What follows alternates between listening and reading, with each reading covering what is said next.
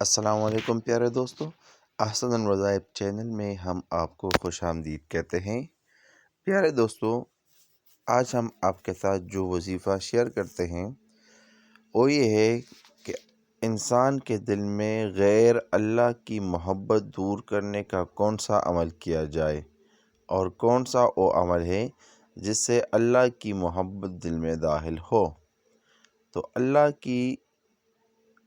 محبت داخل کرنے کے لیے یہ ضروری ہے کہ انسان غیر کی محبت کو دل سے نکال دے۔ غیر اللہ کی محبت دور کرنے کا طاقتور ترین عمل مولانا محمود طارق چغتائی صاحب دامت برکاتہم العالیہ نے بیان فرمایا ہے۔ وہ کہتا ہے کہ جو بندہ صبح و شام 3 مرتبہ هو الاول والآخر والظاہر والباطن وهو على كل شيء قدیر پڑھنے سے غیر اللہ کی محبت دور ہوگی، یعنی جو بندہ صبح و شام 3 مرتبہ ان الفاظ کو پڑھے تو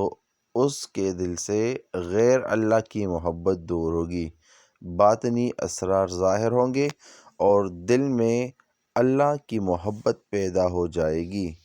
اور تمام حاجات پوری ہوگی۔ کیونکہ انسان کے دل میں جب